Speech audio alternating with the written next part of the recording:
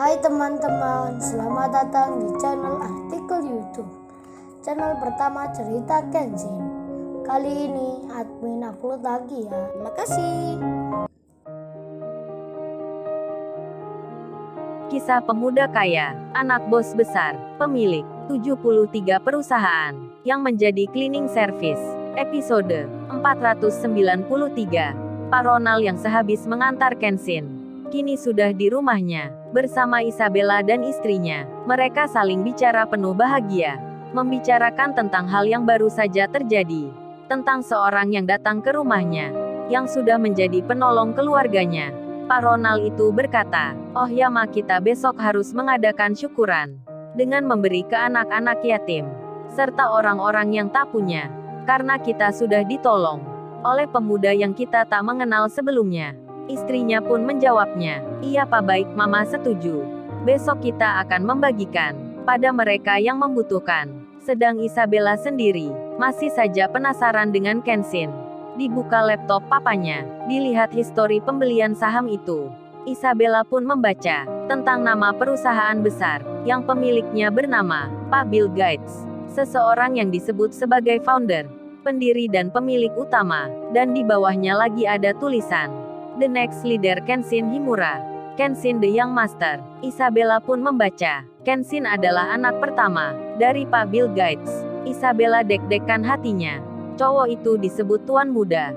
Ternyata dia seseorang yang penting, yang akan menggantikan ayahnya. Dan Isabella melanjutkan lagi, melihat informasi yang lainnya, yang di situ juga terbaca nama-nama perusahaan yang besar, yang terkenal dan ternama, baik di dalam maupun luar negeri, berada di bendera yang sama. Melihat hal itu, Isabella pun kaget rasanya, sampai-sampai ia berkata, Papa coba lihat ini. Lihat ini Pak, ini kan perusahaan yang sudah ternama. Kok bisa dimiliki orang yang sama?" Isabella sangat terheran, terkejut sekali dirinya. Papanya pun menjawabnya, "Oh itu Papa sudah tahu Isabella. Makanya mengapa Pak Bill Gates itu disebut dengan bos besar. Karena perusahaannya banyak, bawahannya bukan orang sembarangan, melainkan pimpinan-pimpinan di tempatnya masing-masing. Seperti papamu ini, yang secara tidak langsung sudah menjadi pegawainya bos besar. Beliau itu sudah sangat terkenal di kalangan para pengusaha. Tapi yang Papa heran, Papa baru tahu kalau Pak Bill itu punya anak laki-laki yang sudah dewasa seperti kamu." Istrinya pun langsung ikut bicara. "Berarti rumah kita tadi Pak, sudah kedatangan tamu yang penting. Kita semua sampai nggak sadar kalau Mas Kenshin itu anaknya pengusaha yang besar. Padahal tadi Mama menyuruhnya untuk pura-pura kaya, biar bisa menenangkan Papa. Ternyata dia orang kaya beneran. Mama sampai malu rasanya. Sayang Pak, Mas Kenshin itu sudah menikah. Kalau tidak kan bisa jadi menantu kita. Isabella, apa kamu mau seandainya menikah dengan Mas Kenshin itu?" Mamanya menggoda putrinya, sekedar hanya bercanda. Isabella pun menjawabnya, "Ya nggak tahu Ma, Mama ini bicara kok nggak jelas sekali. Orang sudah punya istri kok masih dijodohkan. Ya itu nggak baik Ma." Mamanya pun menjawabnya, "Kan Mama hanya bercanda." Isabella pun hanya terdiam. Dalam hatinya masih terbayang akan Kenshin, pemuda baik yang baru dikenalnya. Sementara itu, liburan yang telah usai, hari pun sudah berganti, aktivitas berjalan kembali, dan pembangunan mega proyek kini telah dimulai. Bersamaan dengan hal itu, kondisi ekonomi makin terpuruk, pengangguran makin meningkat. Hal itu sudah terjadi di dalam negeri sendiri. Kenshin yang bersama Kaori bertanya pada istrinya, "Kaori, udah berapa bulan nih Kaori?" Kaori menjawabnya, "Sepertinya sudah 4 bulan Say." "Emang kenapa sih kamu tanya-tanya?" Kenshin menjawabnya, "Nggak sabar aku Kaori. Mama dan ayahku pun sama. Sering juga bertanya, terus entar nama anak kita siapa ya namanya? Apa kamu sudah menyiapkan Kaori?" Kaori menjawabnya, "Udah Say, aku udah punya. Tapi entar aja ya aku beritahukan kalau si kecil ini sudah ada."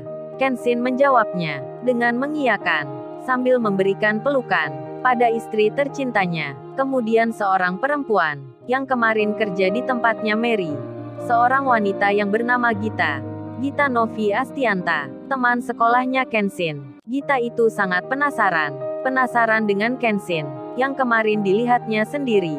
Kenshin itu kerja cleaning service, tapi tiba-tiba menjadi orang yang penting.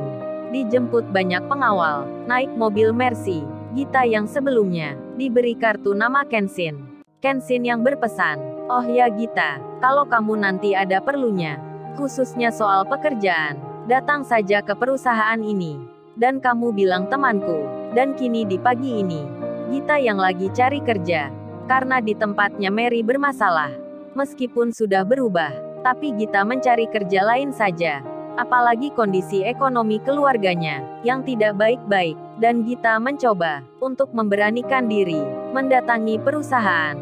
Seperti yang disebutkan, tak berselang kemudian, Gita pun datang ke alamat tujuan, sebuah perusahaan.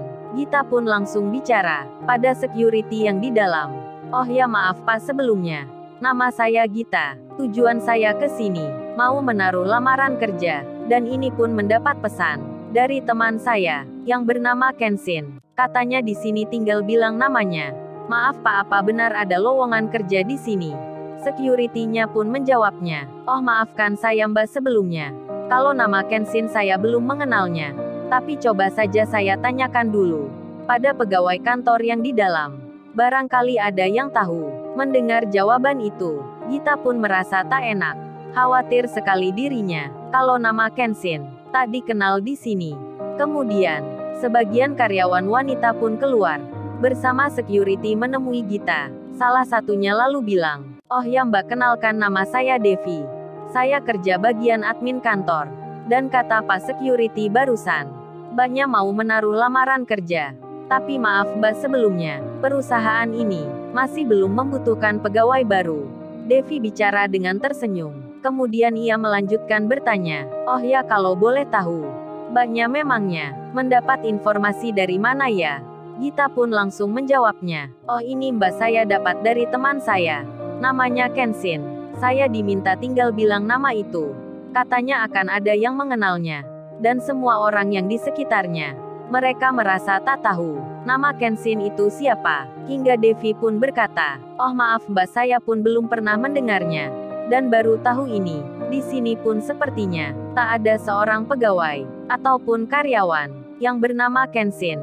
Jadi saya rasa Mbaknya ini mungkin sedang dikerjain, dibohongin oleh temannya." Dan Gita jadi malu karena di sini tak ada yang mengenal nama Kenshin. Gita pun lalu berpamitan sambil meminta maaf pada semua orang yang di situ. Dan ia pun hendak berjalan. Namun tiba-tiba, bos perusahaan ini datang. Semua pun menyapa, "Selamat pagi Non.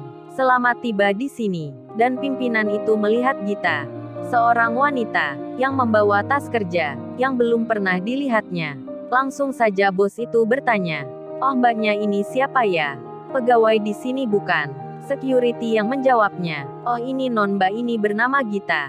Mbak ini kesini hendak melamar kerja. Tapi berhubung kata Mbak Devi, di perusahaan ini belum membutuhkan pegawai. Jadi Mbaknya akan pulang." Dan Devi pun ikut bicara, "Oh ya kasihan Mbak ini Non.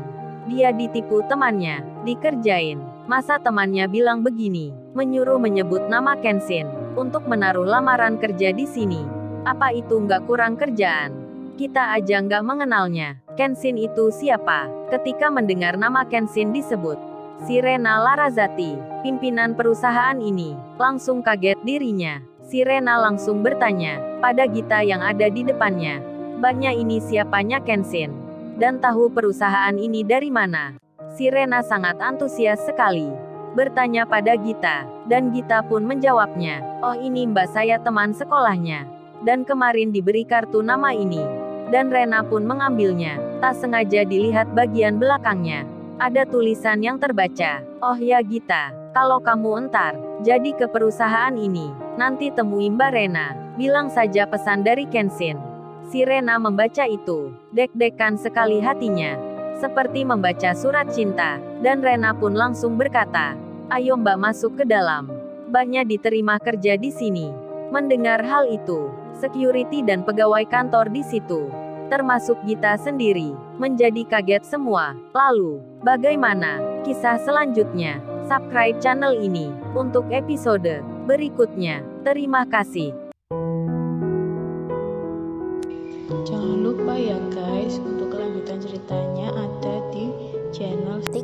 YouTube.